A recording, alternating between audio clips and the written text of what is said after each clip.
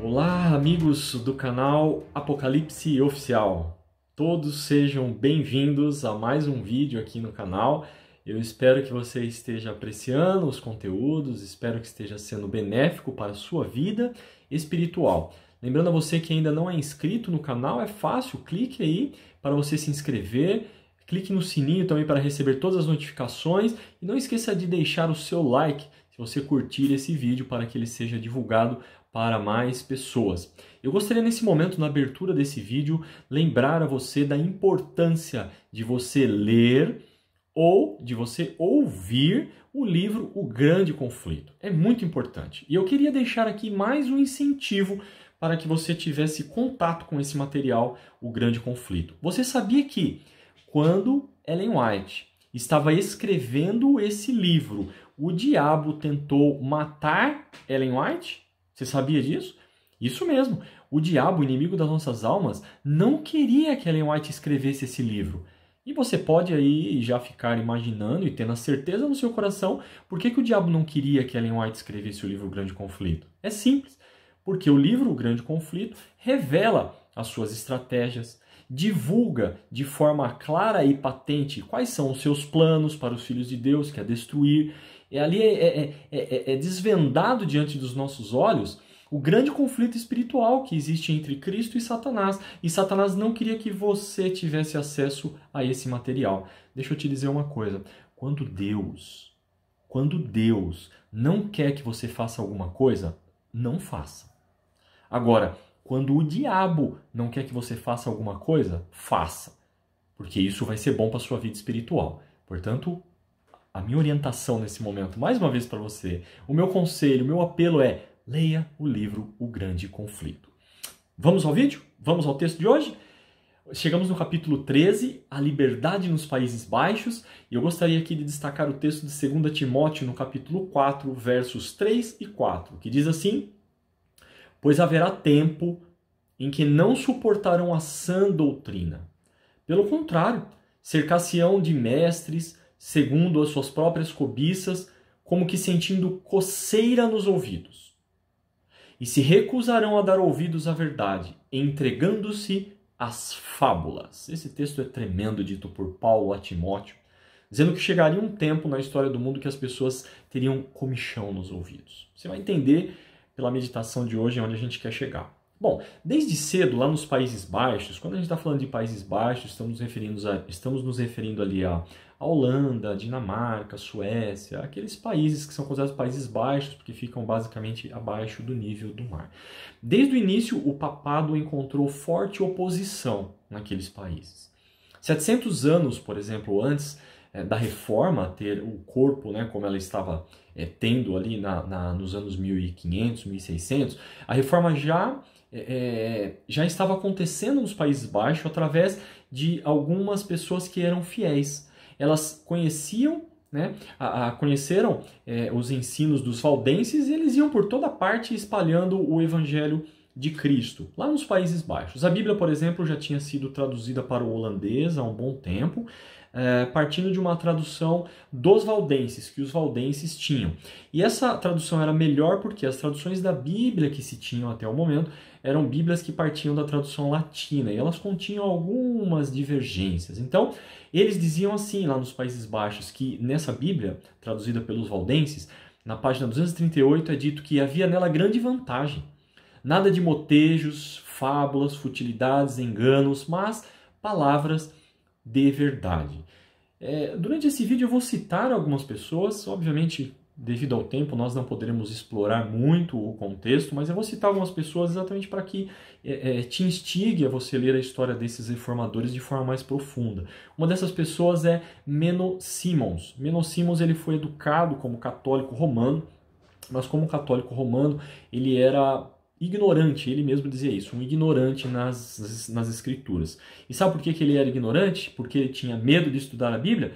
Ele tinha medo de estudar a Bíblia para não cair em heresia. Olha que tremendo isso. Ele tinha medo de estudar a Bíblia para não cair em heresia, né?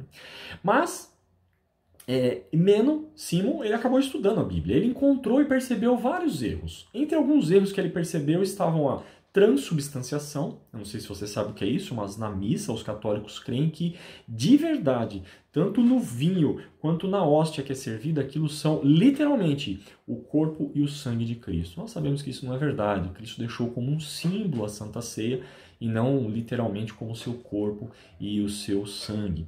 O batismo infantil também, ele descobriu que isso era uma mentira, era um erro, na verdade. Por quê? Porque para que ocorra o batismo tem que haver arrependimento. Uma criança não se arrepende, uma criança não tem consciência daquilo que ela está fazendo. Então, convencido da verdade, ele acabou se separando da Igreja Romana e foi pregando, tanto na Alemanha quanto nos Países Baixos. Esse homem viajou durante 25 anos com a sua família pregando e, obviamente, ele sofreu muitas privações, né? Muitos perigos, ele e sua família, durante essas viagens, né? É dito, então, lá dos Países Baixos, principalmente Holanda, que, em parte alguma, foram as doutrinas reformadas mais geralmente recebidas do que nos Países Baixos. Então, as doutrinas reformadas eram muito aceitas lá. Em poucos países, entretanto, suportaram seus adeptos mais terríveis perseguições. Isso está na página 239. Mas, assim como no passado, quanto mais eles eram perseguidos, mais aumentava o número de cristãos. O sangue dos cristãos era como semente. Outro reformador importante que nós destacamos aqui foi Tausen. Esse foi um reformador que viveu lá na Dinamarca. Ele era um camponês, uma pessoa simples, mas muito inteligente e com sede de saber. Isso na Dinamarca. Na Suécia, existiram também vários jovens que haviam bebido, vamos dizer assim, da fonte de Wittenberg, ou seja, lá da universidade onde Lutero ensinava, e eles levavam água viva para os seus países, e dessa forma a reforma avançava fortemente pela Europa. Lembre-se que esses vídeos, até esse momento da história, nós estamos tratando da disseminação da reforma protestante ali na Europa. Então talvez os vídeos fiquem até às vezes um pouco repetitivos, né? Mas é muito ilustrativo e empolgante a gente ler a história desses reformadores. Isso realmente reforça muito a nossa fé. Outras duas pessoas importantes que não podemos deixar aqui de mencionar foram Olavo e Lourenço Petri. Eles eram filhos de um ferreiro, eles estudaram tanto com Lutero quanto com Melanchthon e foram homens profundos conhecedores teológicos e pessoas muito piedosas. Obviamente, o papado não gostava disso e as perseguições prosseguiram. As fogueiras continuavam acesas, mas em matéria de religião, isso aqui é muito interessante. Eu gostaria de destacar esse ponto aqui para você, para a gente tirar a nossa meditação, a nossa parte espiritual do vídeo de hoje. Diz assim, na página 238, eles diziam que, em matéria de religião, nenhum homem deveria ser coagido a crer, mas sim ganho pela pregação. Eles não acreditavam que as pessoas tinham que ser ganhas através de imposição. Porque em matéria de religião, nós temos que ter total liberdade religiosa. E eu queria que você meditasse comigo nesse ponto. Veja, em matéria de Bíblia, ninguém pode ser coagido.